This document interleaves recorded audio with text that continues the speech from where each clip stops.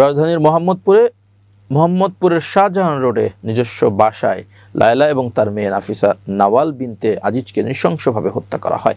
নিহত লায়লা আফরোজের 48 বছর বয়স, দেহে প্রায় 30টি এবং তার 15 বছর বয়সী মেয়ে নাফিসার দেহে অন্তত 6টি ছুরিকাঘাত ছিল বলে জানিয়েছে police. Shaheed Suhrawardy medical college হাসপাতালের মর্গের কর্মকর্তাদের বরাত দিয়ে পুলিশ জানায়, দুজনের গলা ও ঘাড় লক্ষ্য করেই মূলত ছুরিকাঘাত করা হয়েছে। সোমবার 8 ডিসেম্বর সকালে মোহাম্মদপুরের শাহজাহান রোডে নিজ বাসায় লায়লা এবং তার মেয়ে নাফিসা নাওয়াল বিনতে আজিজকে নৃশংসভাবে হত্যা করা হয়। নাফিসার বাবা ইংরেজি মাধ্যমের স্কুল শিক্ষক এজেড আজিজুল ইসলাম তখন কর্মস্থলে ছিলেন। মাত্র 4 দিন আগে কাজ শুরু করা খণ্ডকালীন গৃহকর্মী এই ঘটনা ঘটিয়েছেন বলে অভিযোগ। ডিএমপির তেজগাঁও বিভাগের উপকমিশনার মোহাম্মদ ইবনে মিজান সাংবাদিকদের বলেন, গৃহকর্মী এই ঘটনায় প্রধান সন্দেহভাজন।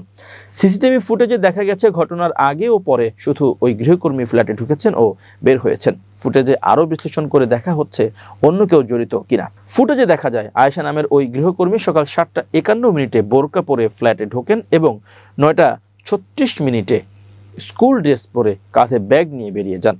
নিহত নাফিসার কাজিন নুরেম মাহপারা বলেন, ওই ড্রেসটি নাফিসারই ছিল। পরিবারের সদস্যরা বলেন, সকাল 7টার দিকে আজিজুল বাসা থেকে বের হয়েছিলেন। স্কুলে পরীক্ষা থাকায় তিনি স্বাভাবিক সময়ের আগেই ফিরে আসেন। বারবার ডাকাডাকির পর সাড়া না পেয়ে তিনি চাবি দিয়ে দরজা খোলেন। প্রবেশ মুখে মেয়ের দেহ দেখতে পান এবং রান্নাঘরের মেঝেতে রক্তে ভেজা অবস্থায় লায়লার দেহ পান।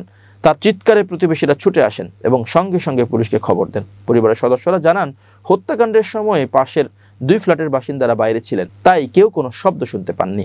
ভবনের ম্যানেজার মোহাম্মদ আইয়ুব বলেন, প্রায় 20 বছর বয়সী ওই তরুণী 4 দিন আগে কাজ চাইতে আসেন। তিনি জানান, আজ স্কুল ড্রেস পরার কারণে তিনি প্রথমে ওই নারীকে চিনতে পারেননি।